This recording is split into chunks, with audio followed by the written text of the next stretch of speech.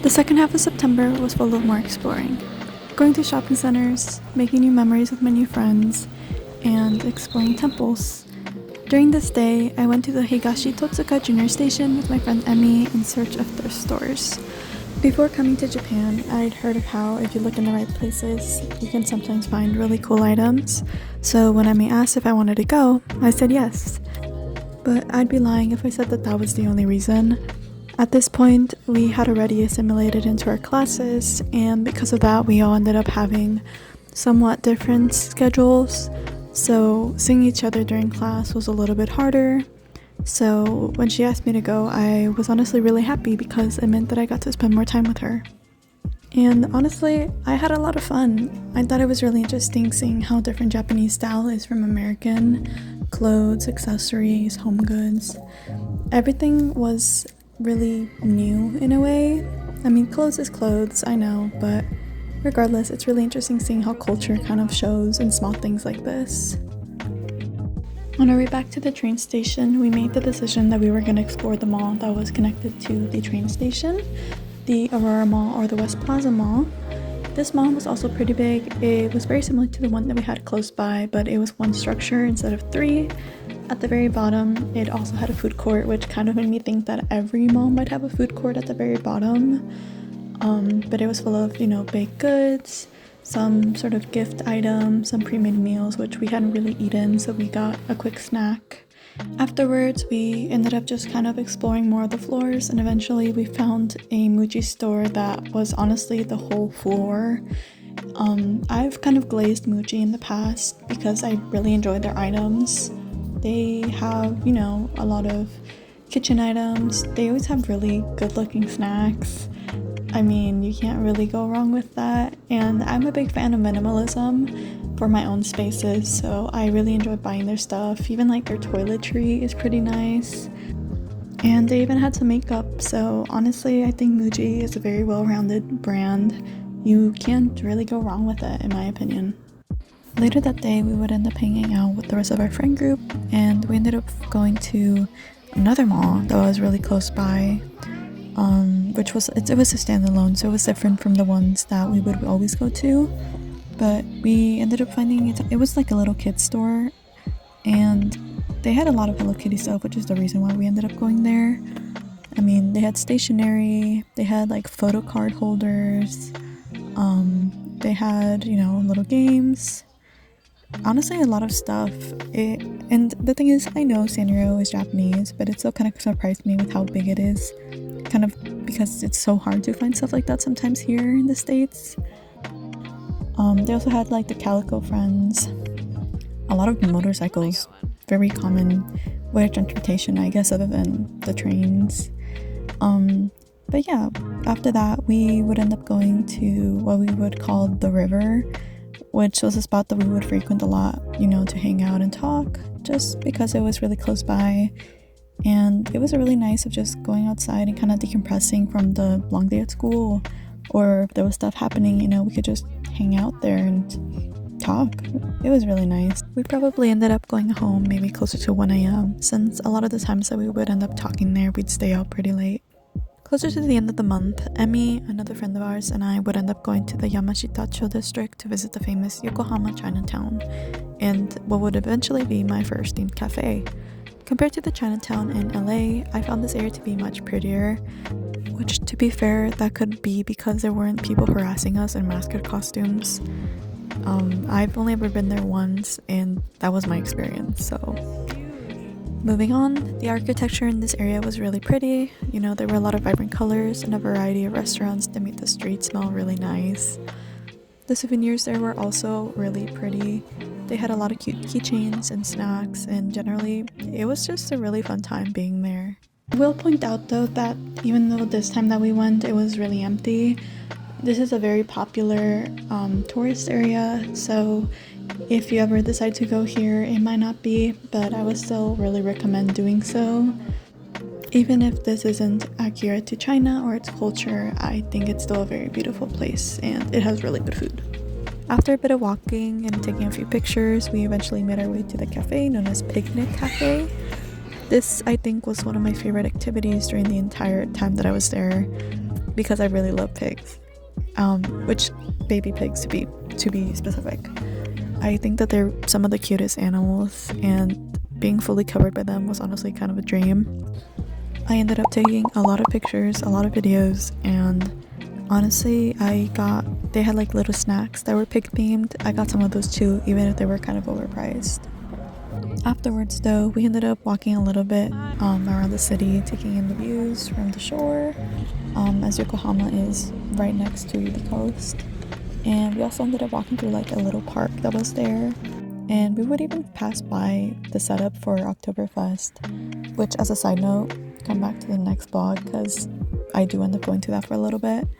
And we eventually made our way towards the red brick warehouse next door, which was more or less another mall, just in a more historical building with a much larger assortment of stores. We ended up staying there for quite a while, partially because I ended up buying a lot of things like gifts for my family and to my best friends back home, which I couldn't resist. It's just so much cute stuff. And although this was one of those areas that we would eventually return to with our friend group, we would end up getting stuck at the gashapon area because there was just such a big diversity of little toys that we would spend all of our extra yen on them. The next day, I ended up participating in one of the school's field trips where we went to and explored various religious sites in Kamakura with the guidance of one of the professors. Going to 7-Eleven before to get some snacks, we then went on our way where we walked all day long. And even though by the end of the day my feet were hurting pretty bad, I ended up making even more friends, and I got to see another part of Japan that, again, I don't think I would have been able to had I not gone on this trip. This wasn't necessarily a required portion of our program. It was just an added part that you could participate in, which is why I ended up doing it, and I'm really glad that I did.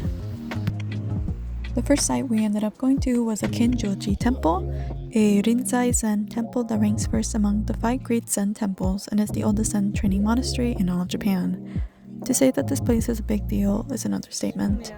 The size of this thing was unbelievable, not only with how many structures there were alone within that area, but also the buildings themselves.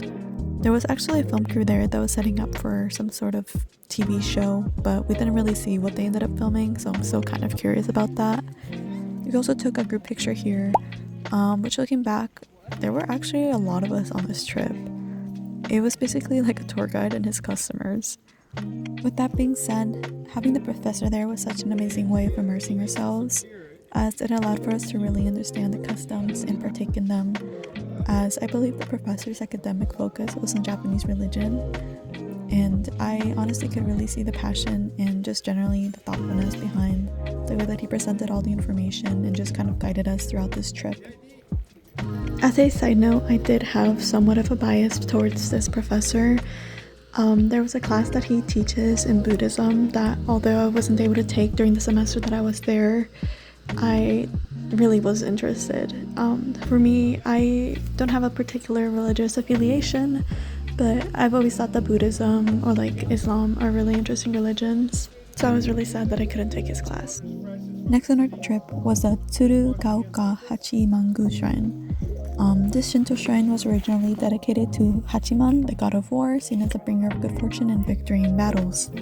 Being a central part of the Kamakura history and culture, this site was not only really beautiful with all the torii gates and the ponds, but it was also really busy with both locals and tourists.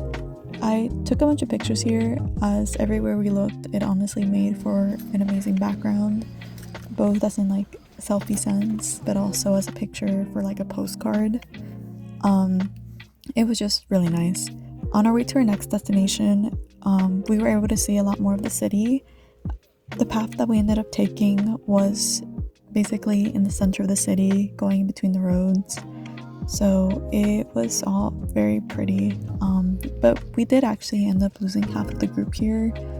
Some people decided they just wanted to start shopping and exploring, buying things, which I think this city was definitely one that I would go back to, just because of how beautiful it was, but also just because of how many things there seemed to were that you could do there.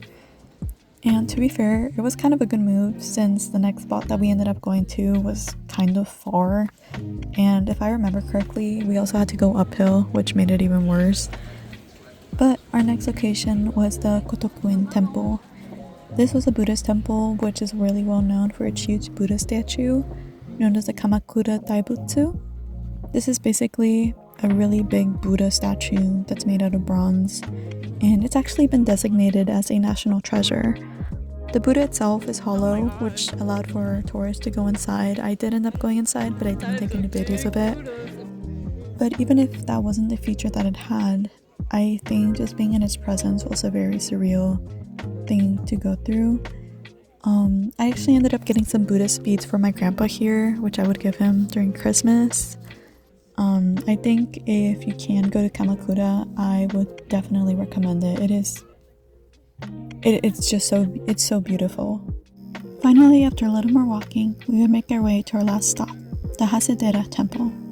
This temple is well known for its scenic sights, both in the temple, which include its pond with koi fish and the garden surrounding the site, and out, due to it having a platform that allows you to look over the ocean.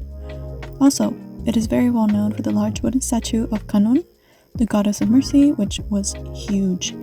At this particular location, taking pictures of the statue were prohibited, both to preserve it but to also pay respect, so I did not have any videos or pictures of it. But if you have the chance to go, I would definitely recommend doing so. Something to keep in mind, however, is that for a good amount of these temples, there was an entrance fee. Usually it was like 500 yen, so it wasn't big enough to deter us from going, but it's definitely something I would recommend keeping in mind. Each of the temples were unique in their own way, and I honestly am so glad that I got to experience this. Again, it was such a privilege being able to study abroad in Japan. Once we'd finished kind of viewing the last site, we ended up getting told that we could do whatever we wanted, as the field trip only went until like 6-7 p.m. My group, we ended up kind of just looking around, trying to find somewhere to eat, which honestly took us forever to find. A lot of places were either too small since there were like 7 or 8 of us, or they were already closed, so we actually had to snack on our way to the restaurant that we ended up eating at, which was just a little burger joint. Anyways, here are some of the foods that I ate during this month that I thought I should highlight, as I believe that the cooks deserve recognition for always feeding us, but also they're really good.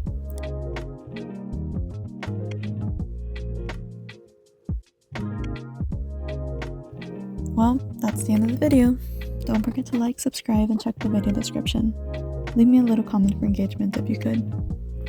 I've also started posting on Instagram a little bit, and I've made some posts on TikTok, so I mean, if you're already going on them, might as well check mine out. But yeah, anyways, thank you for watching as always. Okay, that's it. Bye!